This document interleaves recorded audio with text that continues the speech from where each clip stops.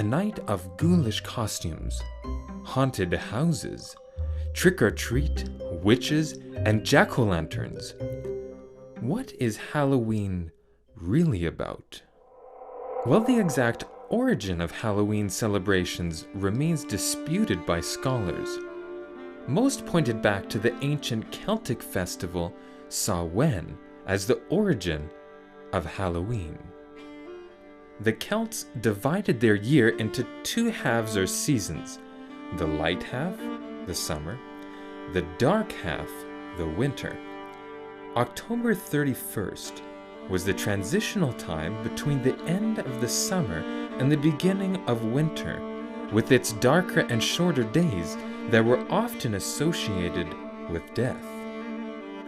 The Celts believed the boundaries between the land of the living and the land of the dead became blurred on October 31st, and the dead could cross over into this world to visit souls.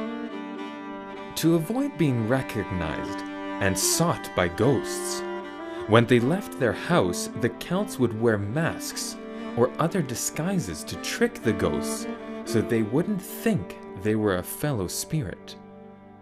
This is where society gets its practice of dressing up in costume for Halloween. Celtic priests, or druids, told people to go with one another to gather food from each other's houses to appease the ghosts, spirits, fairies, witches, elves, and other worldly creatures believed to come out at that night and harm people. This food often included dainty sweets, and is one theory as to the origin of trick-or-treating. If the evil spirit didn't get properly treated or sent off, they would play a trick on people instead. Many divination and occult practices took place on this night.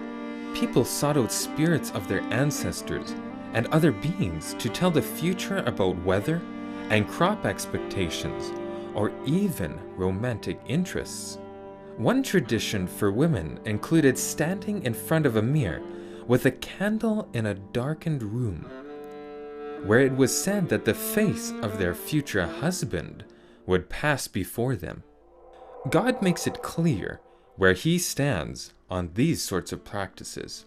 There shall not be found among you anyone that maketh his son or his daughter to pass through the fire, or that useth divination, or an observer of times, or an enchanter, or a witch, or a charmer, or a consulter with familiar spirits, or a wizard, or a necromancer. For all that do these things are an abomination unto the Lord. And because of these abominations, the Lord thy God doth drive them out from before thee. Celtic people also used hollowed-out turnips or pumpkins to carve frightening faces and to put a candle to keep harmful spirits away from their homes. This is where the practice of carving pumpkin came from. Other theories say it was meant to act like a lamp to guide the dead ancestors to the meal left out for them. When Rome conquered Celtic territory, aspects of Roman paganism became fused with the Celtic tradition of Samhain. The Romans have a similar festival, Feralia, a day in late October where Romans commemorated the passing of the dead. The word Halloween literally means the Eve of All Hallows or All Saints, which had to do with the Catholic Church. The concept originated in 609 AD with Pope Boniface IV as a day for remembering the Church's martyrs.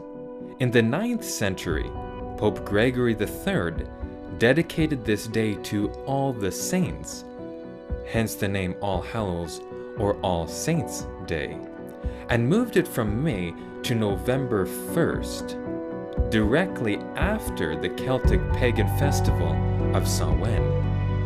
The night before, which was October 31st, became known as All Hallows Eve and eventually Halloween. Samhain is also connected to modern-day Wicca, an Old English word for witch. This religion is an offshoot of the ancient Celtic witchcraft of Wales, Scotland, and Ireland.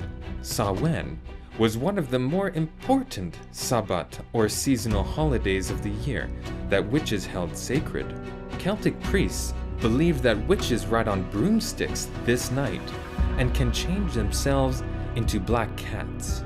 Many Wiccans claim this holiday as their day, taking part in activities such as ritual purification, divination, and contact with dead ancestors. Vampires, witches, ghosts, goblins, and other such morbid costumes fill the streets on Halloween night. Haunted houses are decorated with violent imagery, showing blood-stained hands, faces, and decapitated bodies. This day is increasingly focused on the perverse, the gothic, and the occult. By participating in Halloween, we support ideas based on superstition, occult, and the worship of the dead, thereby celebrating darkness, demons, and death. Ideas that are against the light and life we find in the Bible. As Christians, even participating in children's trick-or-treating is a nod to this satanic festival. If you liked this video, please like, share, and subscribe for more content like this. And if you want to learn more about other pagan holidays, check out our video on the Feast of Easter. If you'd like to support videos like this, please go to amazingdiscoveries.org.